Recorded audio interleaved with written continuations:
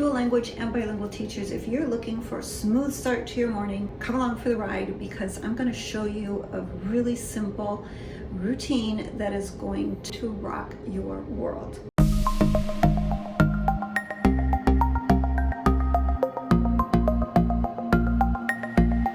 So you're going to have time where you can just get your attendance done, you can get your lunch count done, and your students are going to be actively engaged without your help.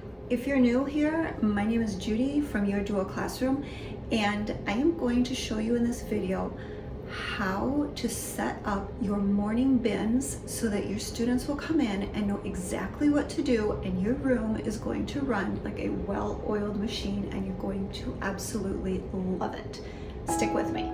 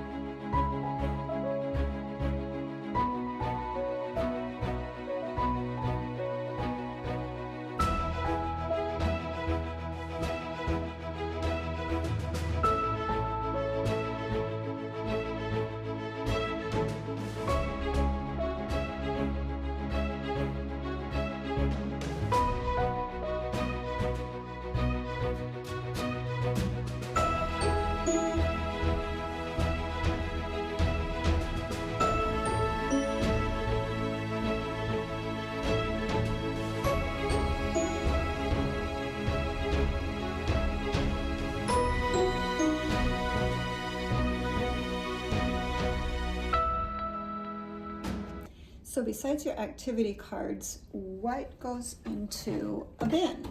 And by the way, I advise putting the number on both sides because we don't know, like students aren't going to be quite as concerned about the way your room looks quite as much as you are. So if you put it on both sides, it doesn't matter how the student puts the bin back into the cubby, it's still gonna look really great because the number's gonna show up. I would use either a pencil case like this, or you could just put a big one like this, or even task card boxes, whatever you like. I like these. I would definitely put 2 dry erase markers, some kind of an eraser, and depending on what you have, I love to have the materials students need right off. So I've got magnetic letters, and it's quite possible that they'll need glue and pencils and scissors, and sometimes even these little dippers. And that's what I would do. So of course, if you're gonna use these bigger ones and put more materials in here, you probably will need a bigger box. But to start off with, keep it simple and just use something like this. Put it in your bin along with your cards, and you're set. So how do you actually run your morning bins? Once you have it set up and you've got your groups, your numbers, your groups, your display board and your bins set up, you've got your activities in the bins, you want to give your kids about a week so that they can get into the routine.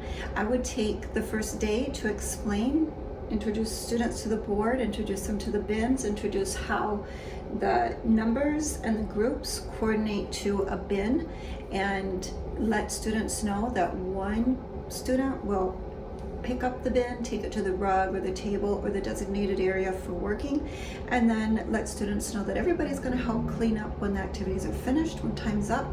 And then the other student, if you have 2 kids to a group, the other student who did not pick up the bin will take the bin back and put it in the cubby, and then everybody will meet wherever you want them to meet. If you want them to be on the rug or back at their desks, however your next thing goes in the day.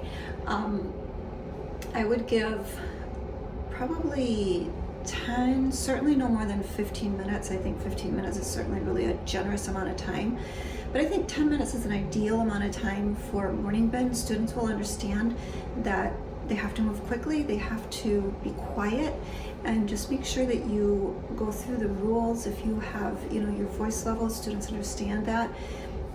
they're going to get into this routine quickly because they're going to love it.